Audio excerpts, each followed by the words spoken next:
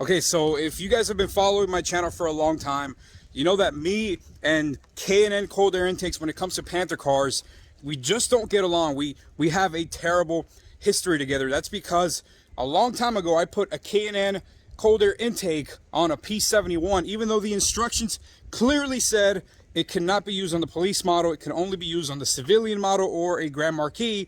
But I didn't listen to the instructions, and then I ended up putting it on the P71, and it ended up throwing the wrench light. It was absolutely a terrible experience. So the original plan was just to leave this Marauder as bone stock as possible, but when I purchased it, it had already come with this. Yes, that's right, it came with this makeshift cold air intake.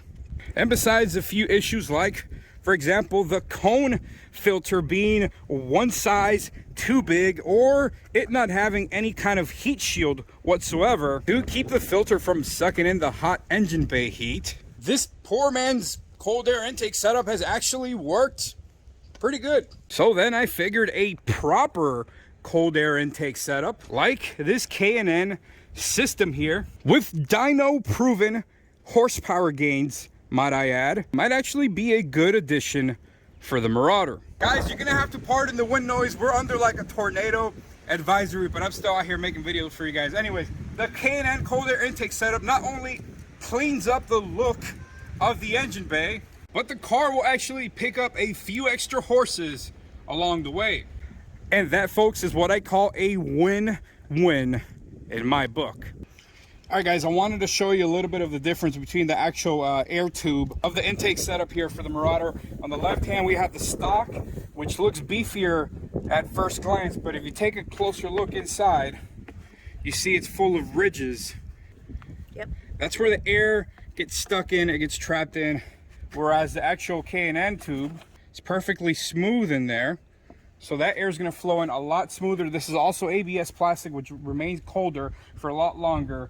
And it's also deleted this silencer right here. As you guys can see, that silencer has been deleted. So, I mean, just off the bat, just on the tube design itself, the K&N is definitely miles ahead of the OEM Marauder tube. There you guys, a little side-by-side shot. All right, guys, so once you have your battery disconnected, the first step to installing a K&N cold air intake on a Marauder is to take this fresh air tube that was supplied and connect it to the oval rubber coupler that was provided as well in the kit. You're going to hook that up to your tube, and then that's going to go to the throttle body. And believe it or not, the hardest part is actually fitting the rubber hose that they provided into this PCV valve opening right here, is connecting that to this. That's actually pretty much the hardest thing. And then that hose connects to the original hose for your PCV valve. Next up, we're going to connect the secondary rubber coupler right here into this end of your actual tube.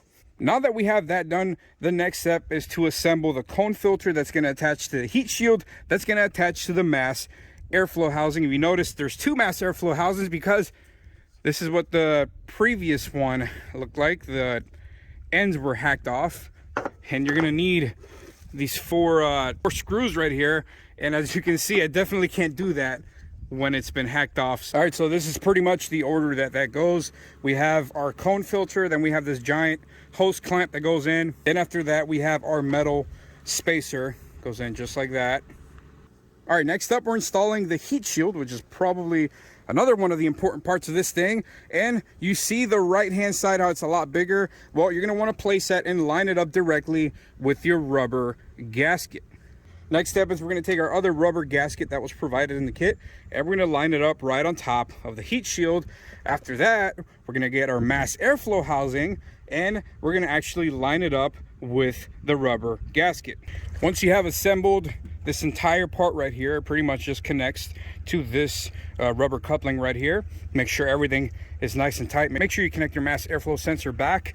There is a bracket that holds this entire thing together, and it attaches to that stud that's right here on this side of the engine, and it sticks out. You pretty much remove this plastic piece, tighten that bolt down, put a nut through it, and then that part attaches to the actual tube itself.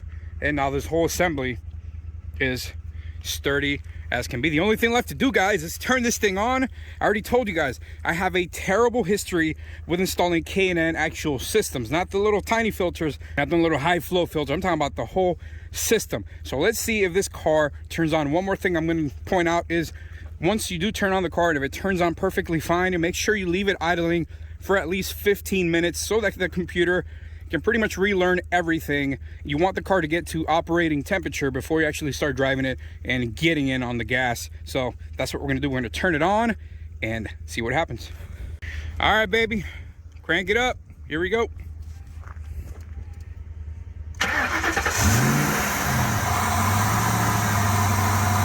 It didn't shut off. That's always a good thing. So now we just gotta let this thing sit for at least 15 minutes. Once the car has been idling, once it's up to operating temperature, you better believe I'm gonna get on it. I'm gonna get hard on it. I'm gonna get hard on it. You don't confuse it. I'm gonna, you guys know what I'm talking about. And then we'll do a little before and after comparisons, a little revving, see what this bad boy sounds like compared to the poor man's filter that was on this thing. And I'll give you guys an honest opinion as to if it actually does add that extra 20 horsepower that it says it adds. So let's find out. Here we go. I'm gonna let this thing warm up and be right back. All right, guys, so it's been warmed up. Let's go ahead and take this thing for a ride and see just how well and if there's an actual noticeable difference. Oh, that light is the air suspension. That's for another video. Trust me. Yeah. Anyways, let's get to it. All right, so first impressions, just regular driving. There's a nice little, feels like there's a nice little increase in throttle response. Watch, well, you guys can't feel it and watch it, but I'm telling you, it's probably a placebo effect, but it feels like, ooh, there's a little bit of an instant, just a slight little increase in throttle response. Now, K&N claims that this cold air intake actually gives your car, a Marauder specifically, from 17.5 horsepower gain with just the cold air intake. I'm gonna give it a little juice. You guys ready? Here we go. Woo! Damn! Hold on, there's a corner coming up here, guys. Hold on, I'm gonna wait for another straightaway, and we'll get on it just a little bit more. I want to really push it all the way down to the floor and see what happens. Hold on. We're about to give it a little something. You guys ready? Here we go. Damn, son. Whoa.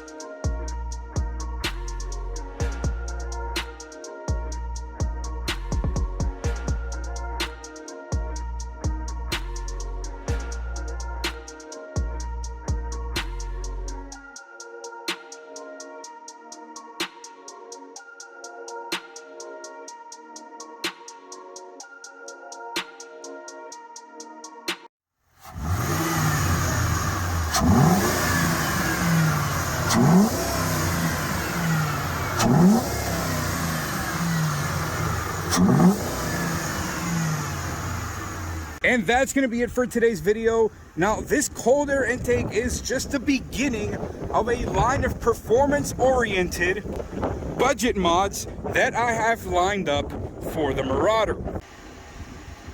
You guys are going to want to stick around for the next video because things are about to get a whole lot louder.